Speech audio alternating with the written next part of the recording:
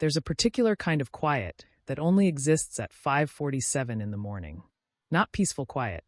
Not restful quiet. The kind that wraps around you like something cold and damp. The kind that makes you feel every single year you've lived pressing down on your chest all at once. I was sitting at my kitchen table the way I do most mornings. Coffee going cold beside me. The radio on low, playing something I wasn't really listening to. And a blue envelope sitting in the center of the table that had arrived 3 days ago, that I still hadn't been able to bring myself to open. My name was written on the front in Gary's handwriting. My son Gary. My only child. The boy I raised from the day his father walked out the door with a duffel bag and an excuse I never quite believed. The return address said Whitmore and Associates, Family Law. I already knew what was inside. I think I'd known from the moment Gary started acting strange at Christmas. The way he couldn't quite meet my eyes when I passed him the sweet potato pie. The way his wife, Tamara, kept touching his arm every time I started a sentence, like she was pressing a button that made him go quiet. The way they whispered to each other in the hallway when they thought I was washing dishes. I knew, but knowing and seeing are two entirely different things. I picked up the envelope. I set it down. I picked it up again. Then I opened it. The letter inside was 2 pages, typed formal, full of words like property transfer and primary residence and legal beneficiary designation. But the line that made the whole room tilt sideways was this one, buried in the second paragraph. As per the amended agreement signed by Gary Elaine Whitfield and Tamara Denise Whitfield, the property located at 4820 Bellwood Drive will be registered solely in the names of the above parties, with no additional occupancy rights extended to third parties. No additional occupancy rights extended to third parties. Third parties. I am his mother. I am the third party. I set the letter down very carefully, the way you set down something fragile that you're afraid might shatter if it hits the table too hard. My hands were steady. Isn't that strange? My hands were completely steady, even though something inside me had just quietly collapsed. You see, 4820 Bellwood Drive was supposed to be our house. That was the word Gary used when he first told me about it. Our house. He sat right here at this table 14 months ago, with that smile of his, the one that goes all the way up to his eyes, the one I spent 32 years trying to earn every single day. And he said, "Mama, I found the perfect place. Big yard, good school district, room for all of us. And the best part, you'd have the whole lower level to yourself. Your own entrance, your own living space, your garden. Just like you always wanted. Just like I always wanted. I'd talked about having a garden for years. Nothing grand. Just a small patch of soil where I could grow tomatoes and marigolds and maybe some herbs. Something to tend. Something that would grow because of my hands." Gary remembered that. Or I thought he did. What he actually wanted was $75,000. He didn't lead with that number. He never does. He built the picture first, the yard, the school district, the garden, and then softly, almost apologetically, he mentioned the down payment. "Mama, Tamara, and I have been saving, but we're short. The market's moving fast. If we don't move on this house now, we'll lose it." He slid a paper across the table. A printout of the listing. A beautiful old craftsman house with a wide porch and a side yard full of overgrown rose bushes. I looked at it for a long time. "How much do you need?" I asked. He told me $75,000. I want you to understand something about that number. I want you to understand what $75,000 means when you are 64 years old and you spent 31 years working as a bookkeeper for a mid-sized shipping company. 31 years of careful, meticulous, quiet work. Adding up other people's numbers. Making sure other people's accounts balanced. 31 years of never calling in sick unless I truly couldn't stand up. Of bringing my lunch in a brown paper bag. Of driving the same 2009 Camry for 12 years because it still ran fine and new cars were money I didn't have to waste. $75,000 was my retirement cushion. It was my security blanket. It was the thing that stood between me and the terror of being old and sick and completely dependent on someone else's goodwill. But Gary was looking at me with those eyes, and the listing showed those rose bushes. And he said our house. So I gave it to him. I didn't give it all at once, technically. I transferred $50,000 from my savings account, and I cashed out a small investment fund I'd been building for 15 years for the remaining 25. I watched those numbers disappear from my screen, and I told myself it was an investment. Not a loss. An investment in my son, in our future, in the garden I'd finally get to grow. That was 14 months ago. And now I was sitting here reading a letter that told me, in very precise legal language, that I had no rights to that house whatsoever. I read the letter 3 times. Then I folded it, put it back in the blue envelope, and slid it into the drawer beside the stove, where I keep things I don't know what to do with yet. Then I sat very still and listened to the radio playing something I still wasn't really listening to, and I thought about roses. I thought about how rose bushes don't care who waters them. They just grow toward whatever light they can find. The phone rang at 8:30. "Mama." Gary's voice was careful, measured, the voice he uses when he's figured out I might already know something. "Did you get a letter this week? From our lawyer?" I let a moment pass before I answered. "I did." "Okay." More careful silence. "So, I wanted to explain." "You don't have to explain anything, Gary." "Mama, it's not. The letter makes it sound more complicated than it is. It's just a legal formality. Tamara's mother, Miss Gloria, she suggested we keep things clean on paper. You know how she is about documentation. Miss Gloria." I turned that name over in my mind like a stone I'd found in the yard. "Is Miss Gloria going to be living at 4820 Bellwood Drive, Gary?" A pause. "Not long, but long enough. She's going to be staying with us for a while, yeah. You know she's been having a rough time since the divorce. She needs some family around her. We've got the space. She needs some family around her. And where will I be?" I asked. My voice was calm. I am 64 years old, and I have had decades of practice at making my voice calm when everything inside me is anything but. "Mama, you have your apartment. You love your apartment." I thought I was going to have the lower level. That was what we talked about. My own entrance. My garden. "Mama, we were still figuring things out back then. The layout of the lower level, it actually works better as a family room for the kids. And with Miss Gloria needing a space, look, we're going to figure it out." This isn't the end of the conversation. But it was, wasn't it? I already knew it was. "All right, son," I said. "We'll talk later. Are you okay? You sound." "I'm fine, Gary. Go on with your day." I hung up the phone and sat there for a long time. Outside my kitchen window, my neighbor Mr. Hadley was walking his small brown dog along the sidewalk. The dog kept stopping to investigate things. A crack in the pavement, a candy wrapper, a patch of wet leaves. Mr. Hadley never pulled the leash. He just waited. Every single time, patient as the morning itself, he waited for the dog to finish its investigation and move on. I watched them until they turned the corner. Then I got up, poured my cold coffee down the drain, and made myself a fresh cup. And I started thinking clearly for the first time in 14 months. 3 weeks passed. I want to tell you I spent those 3 weeks doing something dignified. Reading, praying, taking long walks. Something that would make me sound like a woman who had her feelings organized and her priorities straight.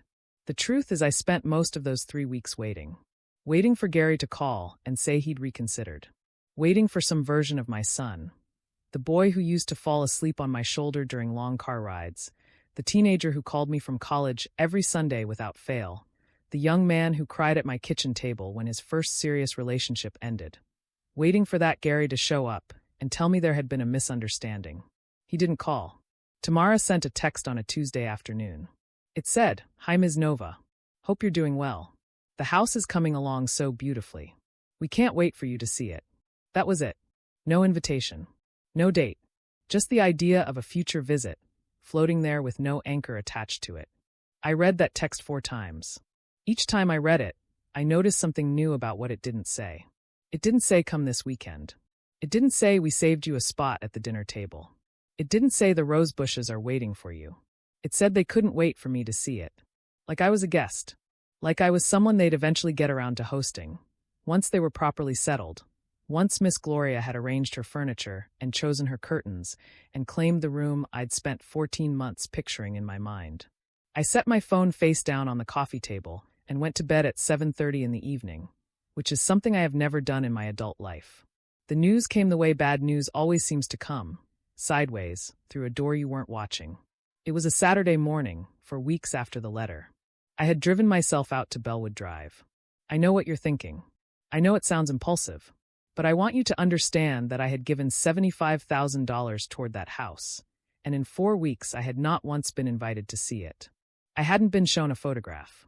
I hadn't been told which room faced which direction, or whether the rose bushes were still there, or whether anyone had thought to water them. I drove the 40 minutes to Bellwood Drive, and I parked across the street, and I sat in my car. The house was beautiful. I'll give it that. The wide porch wrapped all the way around the left side. Someone had planted new flowers along the front walkway. Yellow ones, bright and deliberate, the kind you buy already blooming at a garden center because you don't have the patience to grow them from seed. The side yard was visible from where I parked. The rose bushes were still there. Overgrown, a little wild, but there. And someone was standing among them. An older woman. Tall, wearing a wide-brimmed hat and gardening gloves, moving through the bushes with a pair of clippers like she owned the ground she was standing on. Because of course she did. Miss Gloria. I watched her for a few minutes.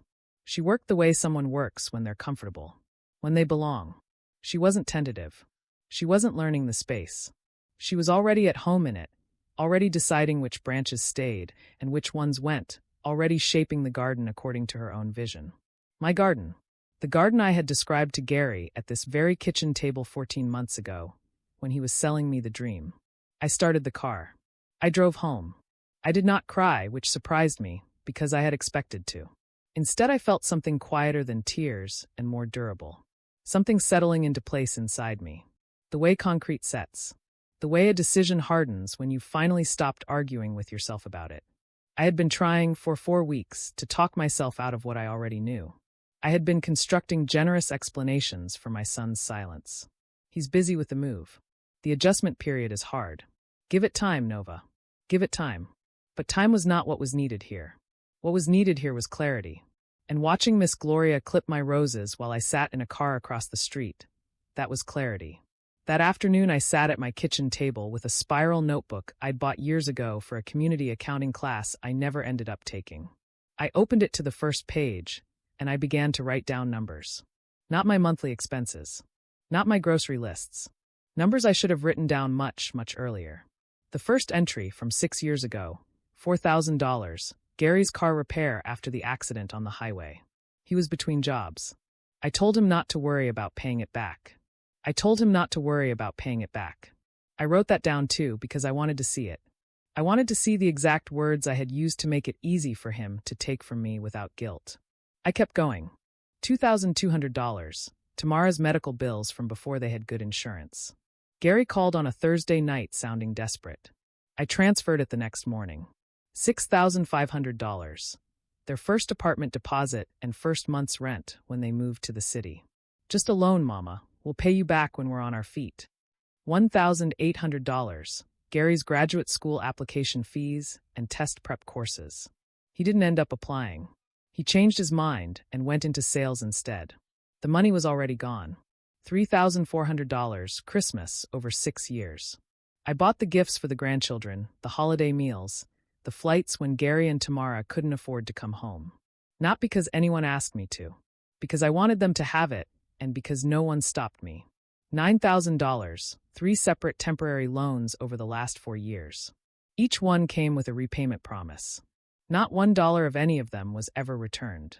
When I mentioned it once, gently, Tamara said they'd been under so much financial pressure, and I said of course, forget I mentioned it. And then the final entry. $75,000, down payment on 4820 Bellwood Drive. The house where Miss Gloria is pruning the roses I described. I added the column. I added it twice, because the first time I got a number so large I assumed I'd made an arithmetic error. I hadn't made an error. Over 6 years, I had given my son and his wife $101,900. I sat with that number for a long time. $101,900. From a woman who drove a 12-year-old Camry and packed her lunch and bought her winter coats in the after-Christmas sales. From a woman who told herself every single time that this was what mothers did, that this was love made practical, that one day the investment would return to her in the form of security and closeness and a garden with rose bushes. $101,900. And I was sitting in my apartment alone on a Saturday afternoon with $4,200 left in my savings account and an invitation to visit the house I'd funded that had not yet materialized. I closed the notebook. I held it against my chest for a moment. Then I put it in the drawer beside the stove, next to the blue envelope. And for the first time, I felt something I hadn't felt in years. Not grief. Not even anger, exactly. I felt awake. Monday morning I dressed carefully. Dark slacks, the blue blouse Gary always said looked good on me, my good shoes. I did my hair the way I do it for church, not for anyone else's benefit, but for mine. Because when you are about to do something that matters, you should look like someone who knows it matters. I drove to the First Meridian Bank on Caldwell Street, where I have kept my accounts for 23 years. The branch manager, a soft-spoken man named Derek Osei, had helped me set up my accounts when he was just a teller, fresh out of college, uncertain and eager. Now he had his own office and a small cactus on the windowsill. He greeted me warmly, the way people do when they've known you long enough that the greeting is genuinely glad. Miss Nova, it's been a while. What can I do for you today? I sat down across from his desk. I folded my hands in my lap. Derek, I said, I need to make some changes. Some significant ones. And I'd like your help doing it carefully. He picked up a pen. Of course. Walk me through what you're thinking. First, I said, I want to remove my son as a co-signer on my primary savings account. Derek nodded slowly, making a note. Second, I want to open a new account. Completely separate. Different statements, different debit card, different everything. I want to transfer whatever I currently have into that account, and I want my son to have no knowledge of or access to its existence. Another note. Third, I want to review the beneficiary designations on my life insurance policy and my investment accounts. Derek set down his pen and looked at me. Not with pity. I would have gotten up and left if I'd seen pity. He looked at me with the careful, respectful attention of a man who understood that something real was happening in his office, and that his job was to help and not to comment. I can help you with all of that, he said. Is there anything else? I looked out the window at the parking lot. At the ordinary Monday morning of it. People getting in and out of cars. A woman struggling with a stroller. A man in a delivery uniform checking his phone. All of it so normal. All of it so completely indifferent to the fact that I was sitting here dismantling, piece by piece, the financial life I had built around a son who had used me as a foundation and then built his house on it without saving me a room. Yes, I said. I'd like a referral to a good estate attorney. Someone who handles wills. Derek picked up his pen again. I know just the person. The attorney's name was Patricia Ford. She had an office above a dry cleaner on Merchant Street, which sounds less impressive than it is. The office itself was bright and ordered and full of books with serious spines. She was about 50, with reading glasses pushed up into her hair and the direct, unhurried manner of someone who has heard many difficult stories and never grown either bored or dramatic about them. I told her mine. I told it the way I'd practiced on the drive over, factually, without editorializing. The numbers, the timeline, the letter in the blue envelope, the woman in the wide-brimmed hat pruning my roses. Patricia listened without interrupting. She took notes on a yellow legal pad, the old-fashioned kind. When I finished, she was quiet for a moment, reading back through what she'd written. Ms. Nova, she said finally, how long ago did you sign any documentation related to the house purchase? I didn't sign anything, I said. The money was a gift. Or that's how it was presented. She looked up. Was there any written agreement? Any promissory note? Any text message or email where your son described it as a loan to be repaid? I thought about that. There were conversations. He said I'd always have a place there. He said, in writing. I paused. I don't know. There might be texts. I'd like you to look for them, she said. Don't delete anything, don't move anything. Just look and bring me whatever you find. She explained my situation with a precision that was, in its way, kind. Oral promises about living arrangements are difficult to enforce. Money given without documentation is presumed a gift in most jurisdictions. But if there were text messages, emails, any written record in which Gary had described the money as a loan or promised me specific residency rights, that changed the picture considerably. What are my realistic options? I asked. She folded her hands. Honestly, your best leverage right now is your estate plan. Your will. Your insurance beneficiaries. These are yours completely. They require no one's agreement and no one's cooperation. You can change them today if you choose. I nodded. I'd also like to suggest something else, she said. Not a legal strategy. More of a practical one. Go ahead. Start keeping records going forward. Every conversation about money. Every request. Every time you say no, write it down. Date and time. If things escalate and you ever need to demonstrate a pattern, financial exploitation of an elderly relative is taken seriously by the courts. Documentation will matter. Financial exploitation of an elderly relative. I turned those words over. I didn't like them. They made me feel small and foolish in a way I was trying not to feel. But I wrote them down anyway, because the truth doesn't get less true just because it's uncomfortable to look at. I left Patricia Ford's office at 2 in the afternoon. I had appointments scheduled for the following week. I had a list of documents to gather. I had a new savings account that only I knew existed, into which Derek had quietly transferred every dollar I had left. $4,200. That was what remained of everything I'd saved. But it was mine. Completely, unambiguously mine. I stood on the sidewalk above the dry cleaner and breathed in the cold air. It was November by then, the city just beginning its slide toward winter, and I thought about the notebook in my kitchen drawer. $101,900. Gone. But the Camry was in the parking lot. My apartment was paid through the end of the year. My pension, small as it was, came in every month like clockwork. And Patricia Ford had just told me very calmly that the one thing no one could touch without my consent was what I left behind. I wasn't wealthy, but I wasn't powerless. I went home. I made soup. I ate it slowly at the table without the television on. And that night, for the first time in 4 weeks, I slept all the way through to morning. Gary called on a Wednesday evening. Not a text. An actual phone call, which told me immediately that something had shifted. Gary texts. He has texted me for years. Birthday messages, holiday check-ins, the occasional forwarded meme he thinks I'll find funny even though I never quite do. An actual phone call from Gary means either very good news or a request that he's decided is too large to fit inside a text bubble. I let it ring twice before I answered. Hey, Mama. His voice had that particular brightness to it. The kind that isn't quite natural. The kind that sounds like someone turned a dial slightly too far in the direction of cheerful. How are you doing? You feeling okay? I feel like we haven't talked in forever. We hadn't talked in 3.5 weeks. But I didn't say that. I'm fine, Gary. How are the children? They're great, they're great. Destiny lost another tooth. Corey's been on this whole basketball thing. You know how he gets when he finds something new. They keep asking about you, actually. Keep asking when Grandma Nova is coming to see the new house. The new house. There it was. I waited. So that's actually kind of what I wanted to talk to you about, Gary said, his voice adjusting itself, finding a lower, more serious register. Tamara and I have been talking, and we want to have you over. Properly. A real dinner. We want you to see everything, see the kids' rooms, see the yard. Mama, the yard is incredible. You're going to love it. That sounds nice, I said. Yeah. He sounded relieved. Too relieved, which meant he'd been nervous, which meant he knew there was something to be nervous about. Great. So we were thinking this Sunday. Does that work? I'll need to check my calendar. A beat of silence. In all of my 64 years, I have never once told Gary I needed to check my calendar before committing to see him. He knew it. I knew he knew it. Sure, he said carefully. Of course. Just let me know. I will.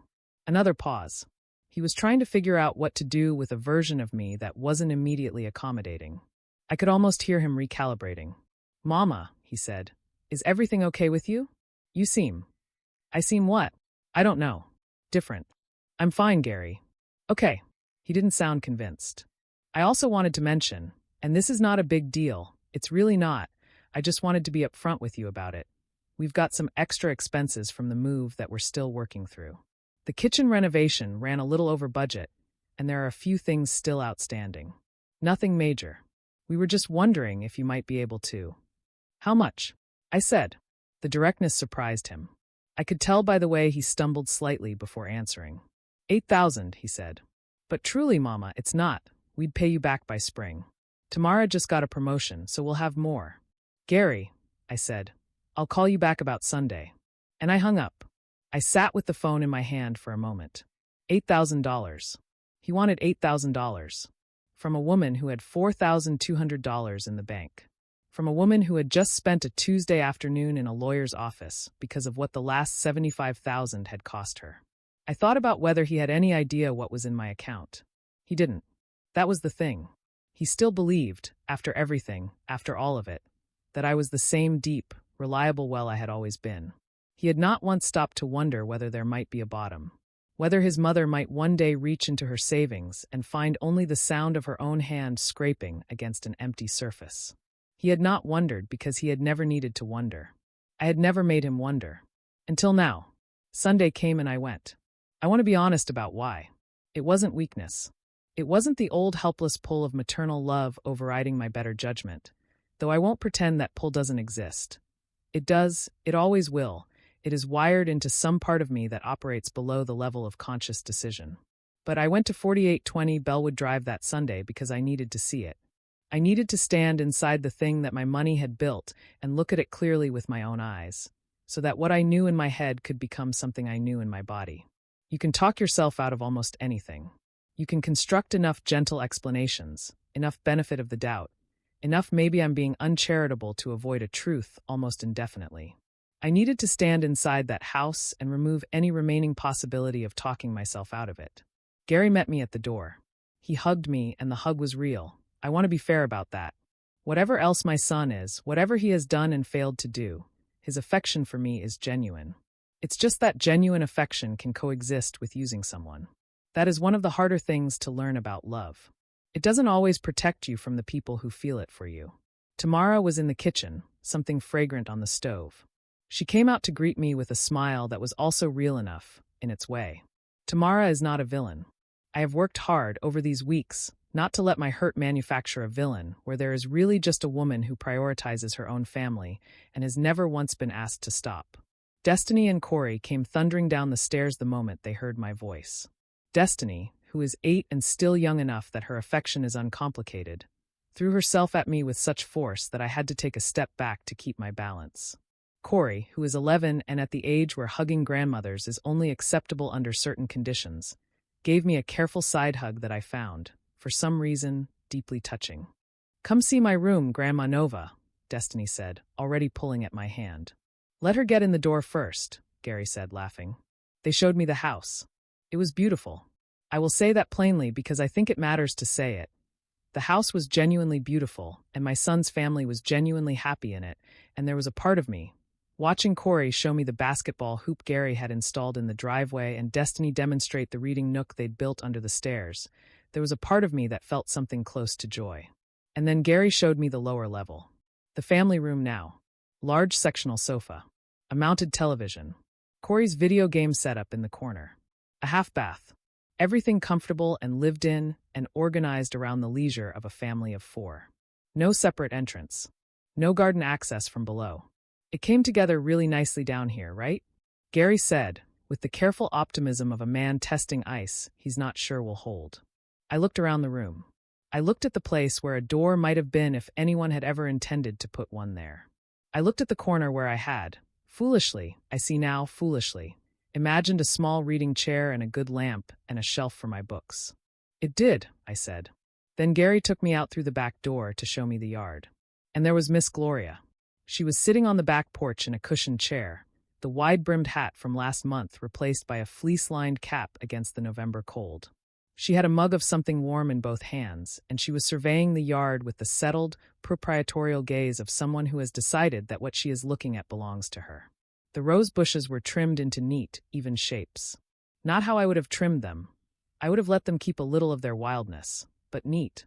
"Mama," Gary said, with a slight tightening in his voice that told me he was monitoring my reaction carefully. "You remember Miss Gloria, Tamara's mother?" Miss Gloria looked up. "Nova," she said, with the civil nod of one woman acknowledging another in a space that they both understand belongs to one of them and not the other. "Good to finally see you. We've been settling in so nicely here." I smiled at her. "You have a beautiful home," I said. She smiled back. And that was that. Dinner was roast chicken and sweet potatoes, and a green salad that Tamara had clearly put effort into. The children talked constantly, filling the table with the blessed noise of young people who don't yet know that silences can be loaded. Gary poured wine. Tamara told a story about a colleague at her new job. Miss Gloria offered opinions on everything with the comfortable authority of a woman who has decided this is her table. I ate. I listened. I answered when I was asked a question. I smiled at Destiny's jokes and high-fived Corey when he described a particularly good moment from a recent basketball game. And I cataloged. That is the only word for what I was doing. I was sitting at a dinner table in a house I had paid for, eating food I had not been asked to contribute to, watching my money made manifest in warm walls and well-fitted furniture, and I was filing it all away somewhere deep and lucid inside me, building a record not of grievances but of facts. This is what it looked like. This is what my $101,900 became. After dinner, while Tamara and Miss Gloria were doing the dishes and the children had disappeared back upstairs, Gary and I sat in the living room. The fire was going. The room smelled like Goodwood smoke and roasting leftovers. Under different circumstances, it would have been one of the best evenings I'd had in years. "Mama," Gary said, leaning forward with his elbows on his knees, "I wanted to talk to you about what I mentioned on the phone. The 8,000. I looked at him. "I know it's a lot," he said quickly. "I know you've already done so much for us. But it's really just to close out the renovation. The contractor is getting impatient, and we don't want to start things off on the wrong foot with him. We'd have it back to you by April. May at the latest." I let the fire crackle between us for a moment. Then I said, "Gary, what do you think I have in my savings account right now?" He blinked. I don't know exactly. I figured." "What did you figure?" He shifted. "I mean, you've always been careful, Mama. You've always been good with money. I just assumed. You assumed I had enough. You assumed there was more where the last 75,000 came from." He didn't answer. He was very still. "Did you know," I said, keeping my voice even, "that I had to cash out an investment fund I spent 15 years building in order to give you that down payment? Did you know that I currently have less in my savings account than the 8,000 you're asking me for? Did you know any of that?" Gary stared at me, and I could see, with something that was not quite satisfaction but was close to it, the exact moment he realized that he had never asked. That in 14 months of planning and purchasing and moving and settling in, it had never once occurred to him to ask what this had cost me. Not in dollars. Not in security. Not in the retirement I was supposed to be building toward with the meticulous, patient discipline of 31 years. He had never asked because it had never mattered to him in the way it needed to matter. And now it was mattering. "Mama, I'm not finished," I said. He closed his mouth. "I have given you money every time you asked for it for 6 years. I have never said no. I have never asked for collateral or documentation or even a realistic repayment timeline. I have given and given because you are my son, and I believed, every single time, that you would not take more than you needed and that when you had enough you would stop asking. And instead, I paused, not for effect, because I needed a moment. And instead, I continued, I am sitting in a house I paid for, eating dinner at a table that didn't include a seat for me until I pushed for one, looking out at a garden that someone else is tending, and you are asking me for $8,000 more dollars." The fire crackled. Gary's jaw was tight. His eyes were bright. I have seen my son cry twice in his adult life, once when his first dog died and once on his wedding day, and I could see him now working very hard not to make this the third time. "Mama," he said, "I didn't know it was that bad. I swear I didn't know." "I know you didn't know," I said. "That's what I'm telling you. You didn't know because you didn't ask. You didn't ask because you didn't think you needed to. And you didn't think you needed to because I spent 6 years making sure you never felt the weight of what I was giving you." I let that sit. "That ends now," I said. "Not because I don't love you. Not because I want to punish you. It ends because I am 64 years old, and I have $4,000 in my bank account, and I cannot afford to keep being the foundation of a house that doesn't have a room for me." The silence that followed that sentence was the longest one I had ever shared with my son. Tamara appeared in the doorway holding a dish towel, and whatever she saw in the room made her stop and stay very still and not say a word. Gary looked at his hands. Then he looked at me. "What do you want me to do?" he said. His voice was quieter than I'd heard it in years. The brightness was completely gone from it. What was left sounded, finally, like someone who understood that a real conversation was happening. "Right now," I said, "I want you to listen. That's all. Just listen." And so he did. I talked for 40 minutes. Not yelling. Not accusatory. I talked the way Patricia Ford had advised me, 2 weeks earlier, to talk if and when this conversation happened, clearly, specifically, without cruelty and without apology. I told him about the notebook. I told him the total. I told him about the investment fund I'd liquidated and the retirement timeline I'd disrupted, and the apartment I was now not sure I could afford to stay in beyond the end of next year. I told him about the blue envelope, and what no additional occupancy rights extended to third parties had felt like to read on a Tuesday morning over a cup of going cold coffee. I told him about sitting in my car across the street watching Miss Gloria tend the rose bushes. When I said that last part, Tamara made a small sound from the doorway and pressed her hand over her mouth. She hadn't moved the whole time. I hadn't forgotten she was there. I wasn't embarrassed by her presence. These were things she needed to hear too. Gary said nothing through all of it. He sat with his elbows on his knees and his hands clasped, and he listened. Whatever else I can say about that evening, he listened completely. He did not interrupt. He did not offer explanations. He did not try to renegotiate the narrative as I was speaking it. When I finished, the room was very quiet. I didn't see it, Gary said finally. That's the honest truth, Mama. I didn't see what I was doing. Every time I needed something, you were there. And I told myself that was because you wanted to be there. I told myself you gave because you wanted to give, not because you didn't know how to say no. Both of those things were true, I said. And you used both of them. He flinched. Yeah, he said. I did. Tamara came fully into the room and sat down on the edge of the armchair closest to Gary. She looked at me with an expression I hadn't seen from her before. Not the careful, managed pleasantness she usually offered me. Something more stripped down. Ms. Nova, she said, I owe you an apology. A real one, not a polite one. I waited. I knew the room downstairs was going to be a family room, she said. I knew before the papers were signed. And I knew my mother was moving in, and I knew that meant there wasn't going to be space for you the way Gary had described. I didn't make him tell you sooner because, I don't know.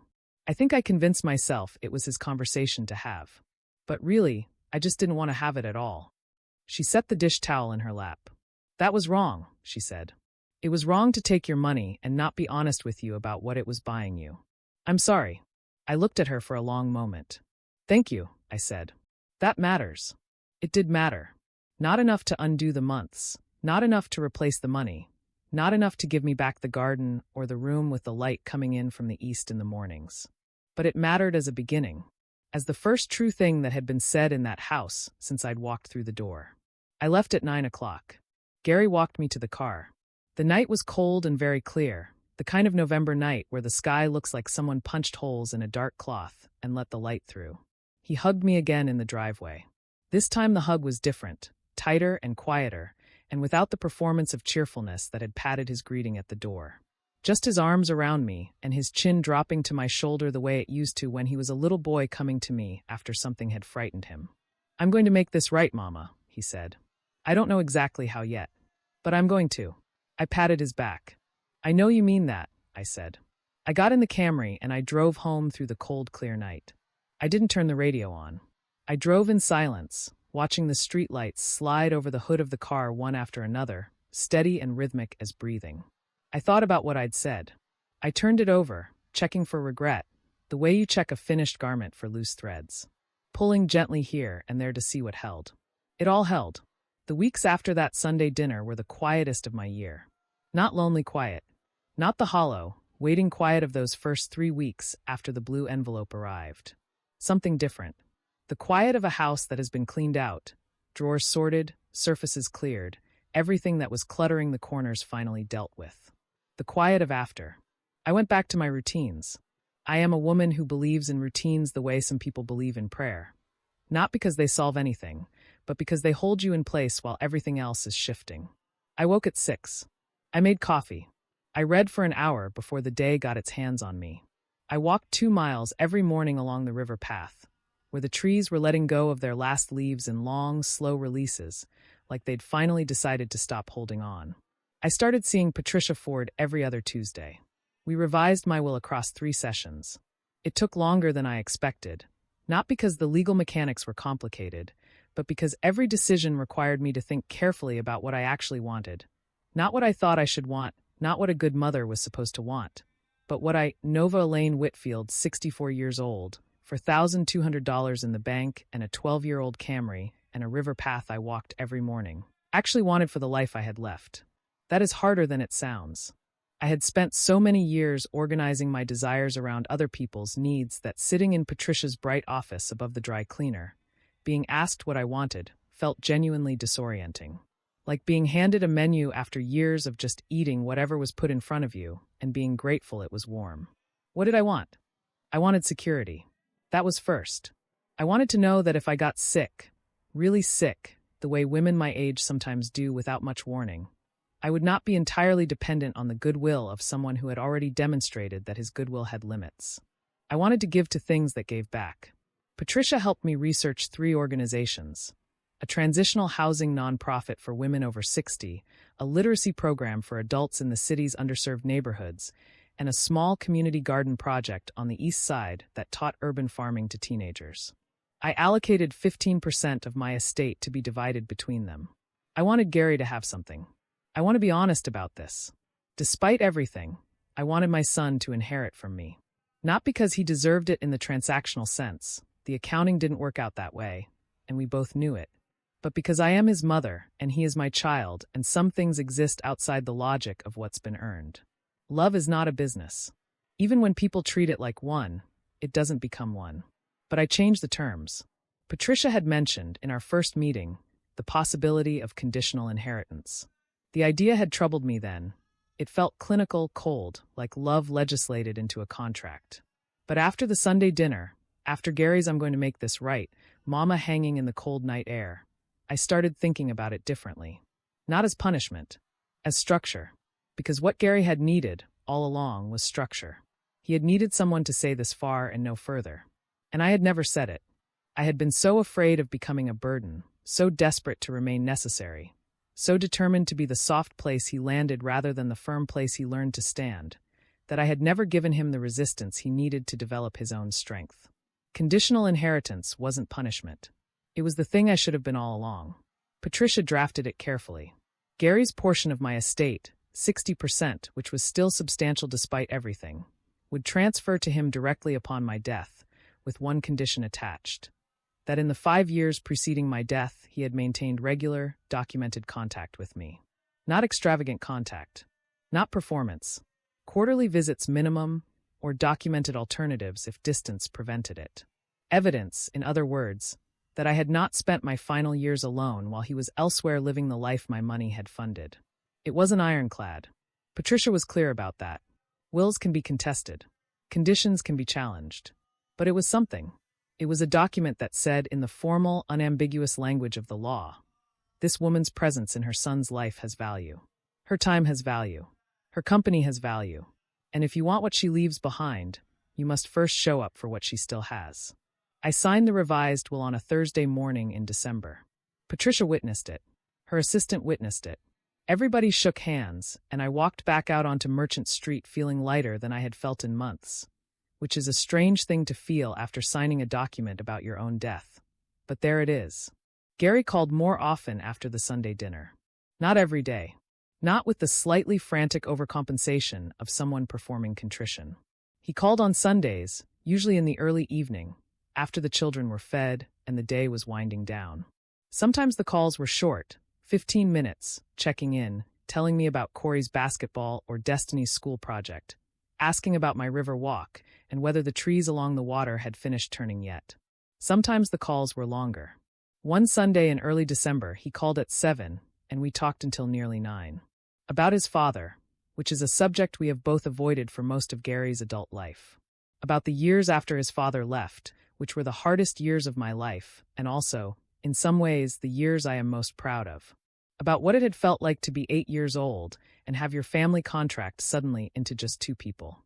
I think I've been scared my whole life, Gary said, in the particular voice of a man saying something true that he hasn't said before. Of not having enough. Of losing what we have. And somewhere in there I started treating you like you were the insurance policy against that fear. Like as long as I had you and your stability, I was protected. I was quiet for a moment. I know, I said. That wasn't fair to you. No, I said. It wasn't. I'm sorry, Mama. Not the sorry of the dinner table. Not the sorry that comes with a dish towel and an audience. Just the 2 words, quiet and direct, with nothing attached to them. I know you are, I said. I believe you. We sat in silence for a moment, the comfortable kind, the kind that doesn't need filling. I want to set up a payment plan, Gary said. For what we owe you. Tamara and I worked out some numbers. It's going to take time, we can't do it fast, but we want to pay you back. Actually pay you back. I know we should have done this years ago. I thought about the notebook in my kitchen drawer. The column of numbers adding up to $101,900. Let's start with what you can manage, I said. We'll talk about the rest later. Tamara suggested, and this is just a suggestion, you can say no. She suggested that when Miss Gloria's situation settles down, when she finds her own place, which she's been looking at doing in the spring, we'd like to redo the lower level. Properly. With an entrance. And a garden door. I closed my eyes. A garden door. Let's see what spring looks like, I said. The call I didn't expect came on a Wednesday afternoon in the second week of December.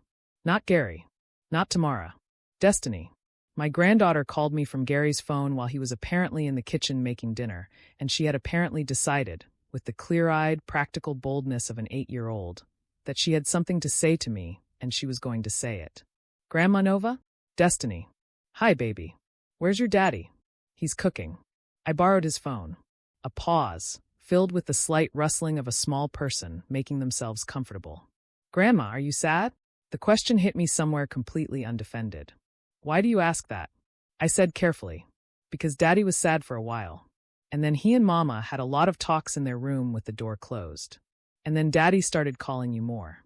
And I heard him tell Mama he was sorry he wasn't a better son. Another pause. Are grown-ups bad at being sorry? I pressed my hand flat against my sternum, just below my collarbone. Sometimes, I said. Sometimes grown-ups learn things later than they should have. But then do they get better? If they try to. Yes, I think so. Okay. She seemed to accept this with the straightforward practicality of someone who has asked a question, received an answer, and is ready to move on. Grandma, do you want to come for Christmas? I want you to come. Daddy said we have to ask you properly. So I'm asking you properly. I laughed. It came out of me before I could do anything about it, a real laugh, the kind that starts somewhere low in your chest and moves up, the kind that doesn't have any performance in it at all. I would love to come for Christmas, I said. Good. I could hear the satisfaction in her voice. I'm going to tell Daddy. He's going to be really happy. He pretends he's okay, but I can tell when he's worried. Destiny, I said. Yeah. You're a very perceptive young lady. What does perceptive mean? It means you notice things. Important things. Things that other people miss. A beat of silence. Oh, she said. Yeah, I know. Bye, Grandma. And she hung up. I sat in my living room with the phone in my hand, and the particular silence of a Wednesday afternoon in December all around me, the radiator ticking, the light outside going from gold to gray, and I cried. Not the tears I had been holding back since the blue envelope. Not grief tears or betrayal tears, or the tears of a woman watching someone else tend her garden. These were something else entirely. Something closer to relief than to sorrow. The tears of a woman who has spent a very long time being strong in the wrong direction and has just, through the unexpected intervention of an 8-year-old on a borrowed phone, found a reason to put that particular kind of strength down. I cried for about 10 minutes. Then I washed my face, put on my coat, and went for my evening walk along the river. The water was very still. The last of the leaves were gone from the trees. The sky was the particular deep blue of early winter evenings, not dark yet but heading there. The blue that always makes me think of stained glass and long distances. I walked for an hour. I didn't think about the notebook or the blue envelope or the rose bushes or the total that still sat in the drawer beside the stove. I thought about Destiny's voice on the phone. The guileless, uncomplicated directness of it. The way she had decided she had something to say and simply said it, without strategy, without protection, without first calculating whether she could afford to. I thought about what it would have cost me to live like that. And what it had cost me not to. Christmas came. I drove myself to Bellwood Drive on Christmas morning with a car full of gifts I had chosen carefully and could actually afford. Books for Corey, an art set for Destiny, a good bottle of wine for Gary and Tamara, and a small potted herb plant for Miss Gloria. Because I am not a petty woman, and because rosemary grows well in winter if you keep it near a window and water it without drowning it, which is advice that applies to more things than plants. Miss Gloria accepted the rosemary with what I believe was genuine warmth. I'll put it on the kitchen sill, she said. It'll do well there. It will, I agreed. We looked at each other for a moment, two older women in a kitchen that belonged to neither of us and both of us, in different ways, for different reasons. You should come out and look at the roses when the weather turns, she said. I've been reading up on them. That variety, the ones along the fence, they're old garden roses. They want to sprawl. I've been keeping them too tight. They do want to sprawl, I said. That's exactly right. Something passed between us that I won't try to name. Not friendship, not yet. But the beginning of an acknowledgement. Two women with different claims on the same space, both of us deciding, independently and simultaneously, that the space was big enough. Destiny pulled me away before I could say anything else, dragging me by the hand toward the living room where the tree was, where Corey was already deep in a new book, where Gary was standing in the kitchen doorway in his apron watching me with an expression I hadn't seen on his face since he was a boy. Not the managed cheerfulness. Not the careful, dial-turned-too-far brightness. Just love, plain as winter light. After dinner, when the children had retreated upstairs and Tamara and Miss Gloria were talking in the kitchen and the fire was doing its steady, generous work, Gary and I sat together in the living room the way we used to sit when he was young. Him on the floor with his back against the sofa, me in the good chair, the television off, no particular agenda. "Mama," he said, "can I ask you something?" "You can always ask." "Are you okay?" "Really?" Not the I'm fine version. The real version. I considered the question honestly. "I'm getting there," I said. "What does that look like?" "Getting there?" I thought about the river walk in the mornings. The quiet of my sorted-out apartment. Patricia Ford's bright office. The notebook in the drawer. The new account that only I knew about. The revised will. Destiny's voice on a Wednesday afternoon. The rosemary plant on Miss Gloria's kitchen sill. It looks like waking up in the morning and the first thing I think about being what I want to do, I said, instead of what someone else needs. Gary nodded slowly.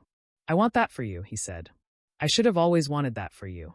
"You're wanting it now," I said. "That's not nothing." The fire crackled. Somewhere upstairs, Destiny laughed at something, loud and unguarded. The laugh of a child who has never had to calculate whether it was safe to be happy. I want to be that, I thought. I want to be that unguarded again. I think I can be. I think I am already on my way. In January, I signed up for a community gardening plot at the East Side Project, one of the organizations I'd included in my revised will. It was a small plot, 8 feet by 12. Urban soil, not the richest, needing work. The project coordinator, a young woman named Simone with muddy boots and an infectious seriousness about compost, walked me through the basics on my first Saturday, though I didn't need much walking through. I have always understood gardens. I planted garlic first because garlic goes in winter and asks almost nothing of you for months, just the faith that something is happening underground even when the surface looks bare. Then I planted sweet peas along the fence, for the scent more than anything. Then, in the back corner of my plot, I planted a climbing rose. A wild variety, the kind that sprawls. Simone looked at it with the skeptical respect of someone who knows her plants. "That's going to take over if you let it," she said. "I know," I said. "I'm going to let it." She smiled at that. I think she understood what I meant, even if she couldn't have explained it.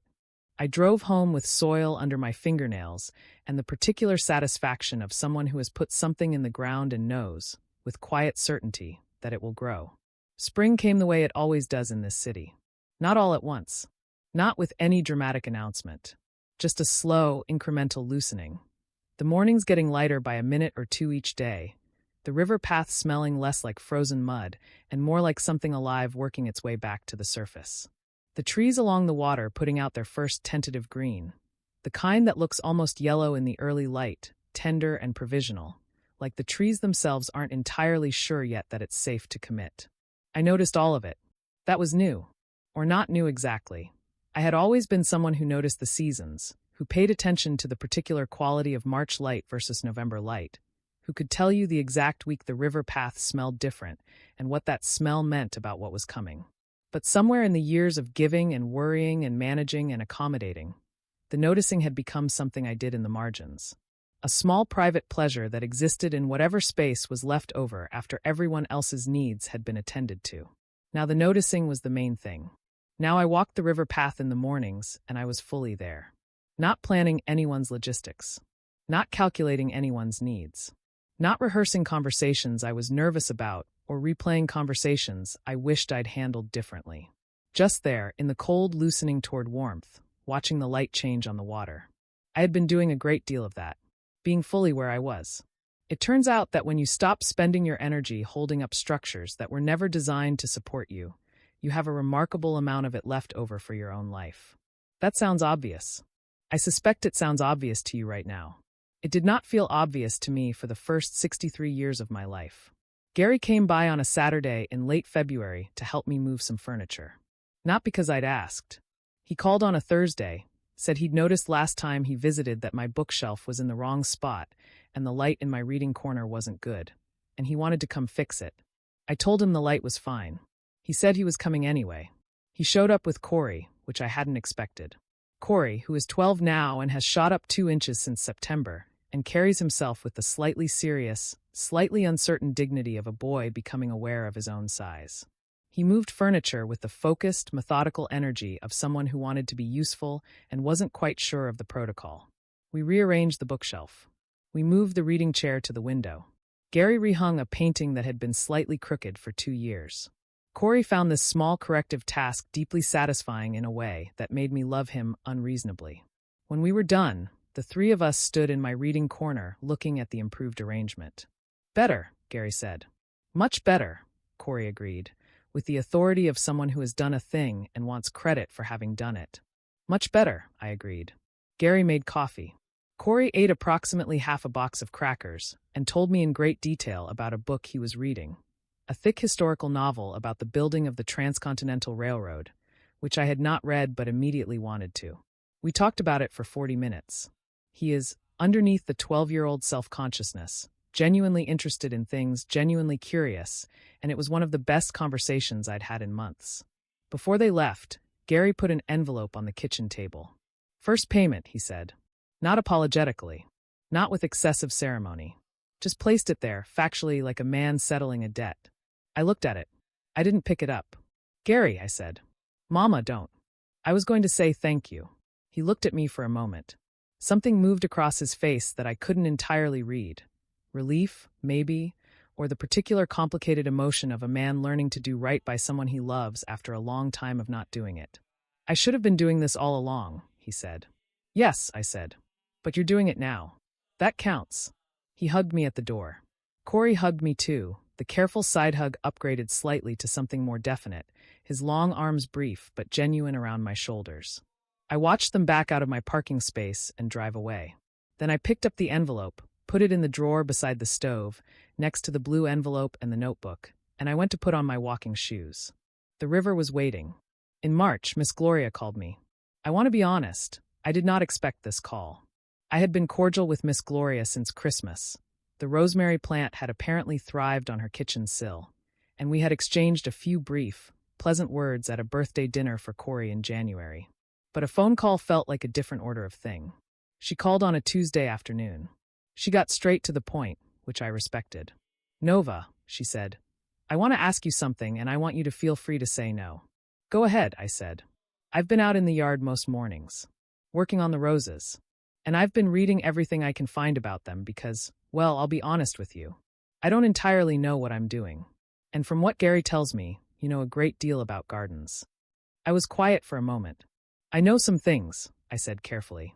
Would you be willing to come out one morning and take a look? Tell me what I'm doing wrong. I can have coffee ready, or tea if you prefer.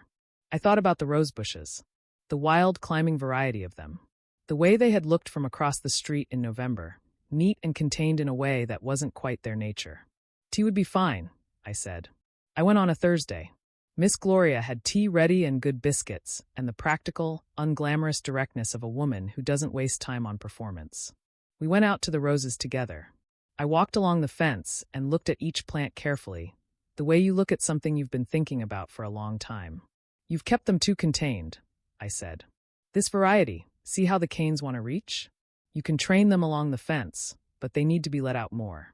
Give them room to run. Miss Gloria stood beside me with her arms folded, listening with genuine attention.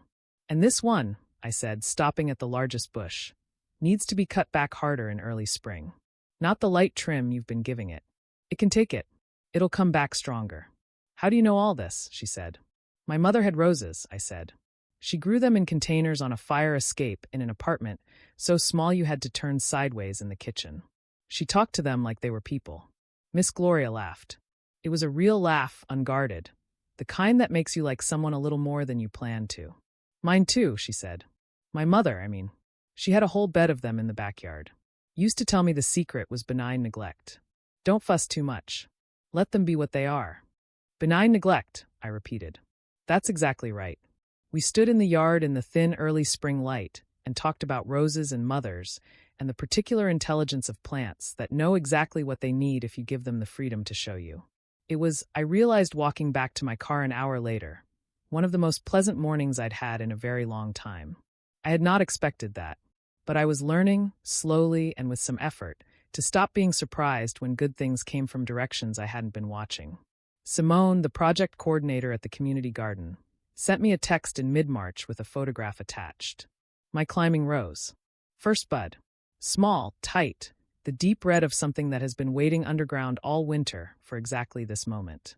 I stared at that photograph for a long time.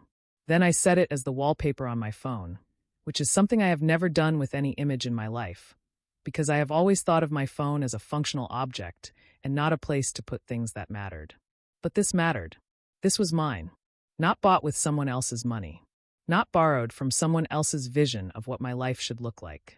Planted with my own hands in soil I'd worked myself, tended through a winter when everything above the surface looked bare and unpromising, and now opening, small and deliberate and entirely on its own schedule, into something beautiful. Benign neglect, I thought. Let it be what it is. I want to tell you something about the woman I was a year ago, sitting at her kitchen table at 5:47 in the morning with a blue envelope she couldn't bring herself to open.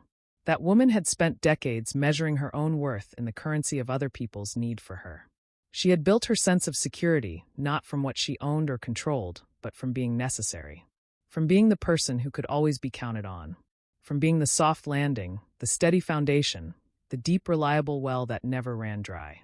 She believed, in a way she had never examined, because examining it would have been too frightening, that if she stopped giving she would stop being loved. That her presence in the lives of the people she loved was contingent on her usefulness to them. That love was something you purchased continuously, with self-sacrifice, and that the moment you stopped making payments it would be repossessed. She had built her entire emotional life on that belief. And she had been wrong. Not because the people she loved were heartless. They weren't. Gary loves me. Tamara is trying. Destiny calls me every Sunday now just to talk, and those calls are the most uncomplicated joy in my week.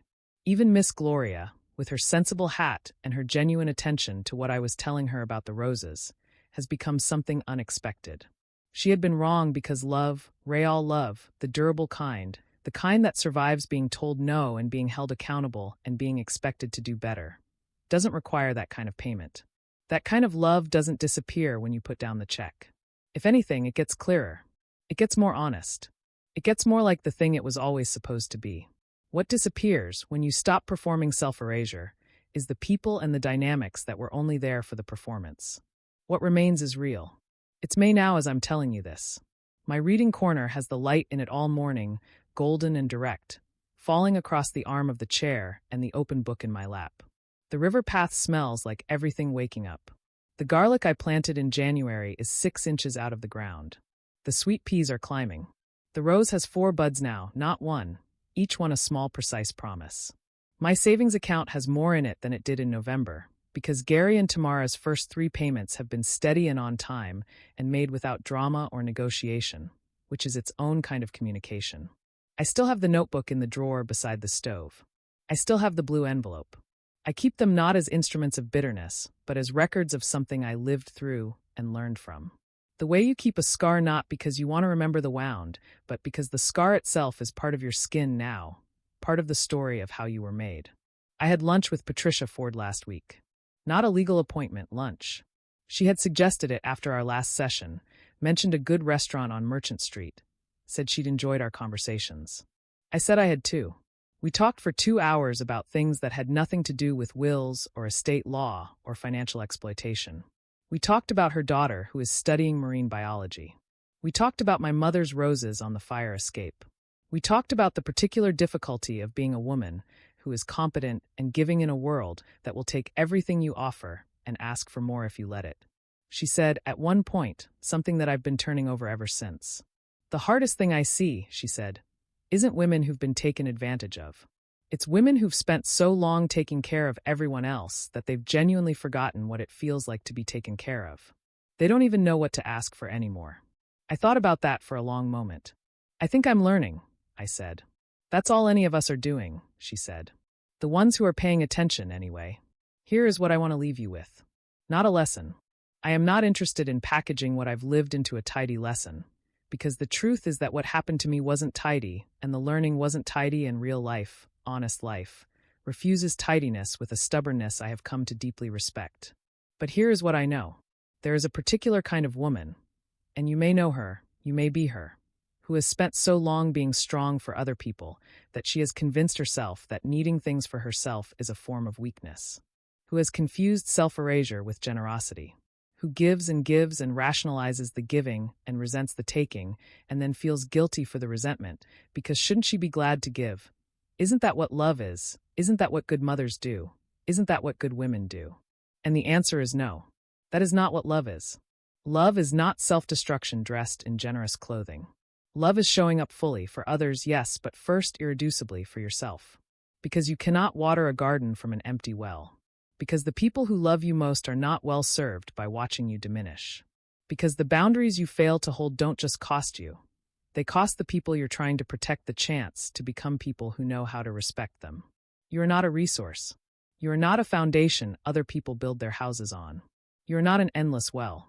You are a person, with a finite account and a finite body and a finite number of mornings and a garden that is waiting, that has always been waiting, for the day you decide to tend it for yourself.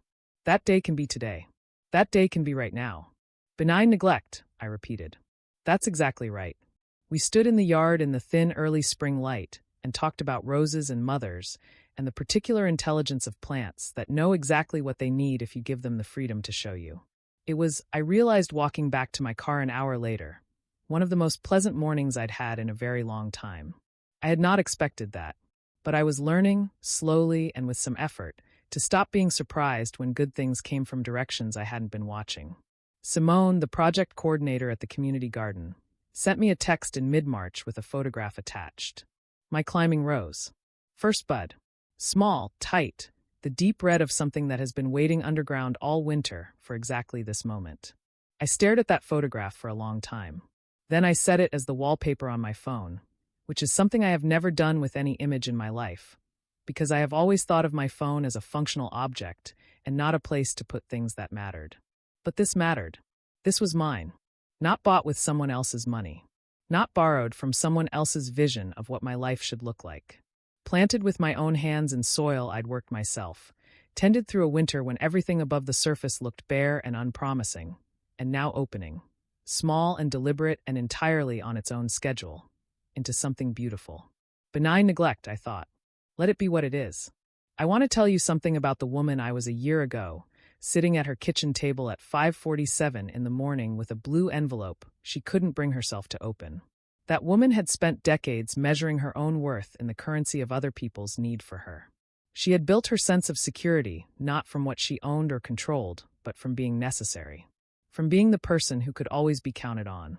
From being the soft landing, the steady foundation, the deep reliable well that never ran dry. She believed, in a way she had never examined, because examining it would have been too frightening, that if she stopped giving she would stop being loved. That her presence in the lives of the people she loved was contingent on her usefulness to them. That love was something you purchased continuously, with self-sacrifice, and that the moment you stopped making payments it would be repossessed. She had built her entire emotional life on that belief. And she had been wrong. Not because the people she loved were heartless. They weren't. Gary loves me. Tamara is trying. Destiny calls me every Sunday now just to talk, and those calls are the most uncomplicated joy in my week. Even Miss Gloria, with her sensible hat and her genuine attention to what I was telling her about the roses, has become something unexpected. She had been wrong because love, real love, the durable kind, the kind that survives being told no and being held accountable and being expected to do better, doesn't require that kind of payment. That kind of love doesn't disappear when you put down the check. If anything, it gets clearer. It gets more honest. It gets more like the thing it was always supposed to be. What disappears when you stop performing self-erasure is the people and the dynamics that were only there for the performance. What remains is real. It's May now as I'm telling you this. My reading corner has the light in it all morning, golden and direct, falling across the arm of the chair and the open book in my lap. The river path smells like everything waking up. The garlic I planted in January is 6 inches out of the ground. The sweet peas are climbing. The rose has 4 buds now, not 1, each one a small, precise promise. My savings account has more in it than it did in November, because Gary and Tamara's first 3 payments have been steady and on time and made without drama or negotiation, which is its own kind of communication. I still have the notebook in the drawer beside the stove. I still have the blue envelope. I keep them not as instruments of bitterness, but as records of something I lived through and learned from. The way you keep a scar not because you want to remember the wound, but because the scar itself is part of your skin now, part of the story of how you were made. I had lunch with Patricia Ford last week. Not a legal appointment, lunch. She had suggested it after our last session, mentioned a good restaurant on Merchant Street, said she'd enjoyed our conversations. I said I had too. We talked for 2 hours about things that had nothing to do with wills or estate law or financial exploitation. We talked about her daughter who is studying marine biology. We talked about my mother's roses on the fire escape. We talked about the particular difficulty of being a woman who is competent and giving in a world that will take everything you offer and ask for more if you let it. She said, at one point, something that I've been turning over ever since. The hardest thing I see, she said, isn't women who've been taken advantage of. It's women who've spent so long taking care of everyone else that they've genuinely forgotten what it feels like to be taken care of. They don't even know what to ask for anymore. I thought about that for a long moment. I think I'm learning, I said. That's all any of us are doing, she said. The ones who are paying attention, anyway. Here is what I want to leave you with. Not a lesson. I am not interested in packaging what I've lived into a tidy lesson, because the truth is that what happened to me wasn't tidy, and the learning wasn't tidy, and real life, honest life, refuses tidiness with a stubbornness I have come to deeply respect. But here is what I know. There is a particular kind of woman, and you may know her, you may be her, who has spent so long being strong for other people that she has convinced herself that needing things for herself is a form of weakness, who has confused self-erasure with generosity, who gives and rationalizes the giving and resents the taking, and then feels guilty for the resentment, because shouldn't she be glad to give? Isn't that what love is? Isn't that what good mothers do? Isn't that what good women do? And the answer is no. That is not what love is. Love is not self-destruction dressed in generous clothing. Love is showing up fully for others, yes, but first irreducibly for yourself. Because you cannot water a garden from an empty well. Because the people who love you most are not well served by watching you diminish. Because the boundaries you fail to hold don't just cost you. They cost the people you're trying to protect the chance to become people who know how to respect them. You are not a resource. You are not a foundation other people build their houses on. You are not an endless well. You are a person, with a finite account and a finite body and a finite number of mornings and a garden that is waiting, that has always been waiting, for the day you decide to tend it for yourself. That day can be today. That day can be right now. If this story sat with you, if you heard something in it that sounded like a voice you recognize, maybe your own, maybe someone you love, I want you to know that you are not alone in it. These are the stories we don't tell out loud nearly enough. The ones about women who gave everything and were asked for more. The ones about the slow, quiet, dignified work of reclaiming a life. The ones that don't end with perfect resolution or cinematic justice, but with something more durable and more true, a woman, standing in a garden that is finally completely hers, watching something she planted with her own hands open toward the light. If that story matters to you, share it with someone who needs to hear it. Subscribe to this channel, because we are going to keep telling the stories that deserve to be told. Stories about dignity, about the courage it takes to say no more, about the unexpected, unhurried, genuine beauty of a life that has been reclaimed. And if you have a story of your own, drop it in the comments.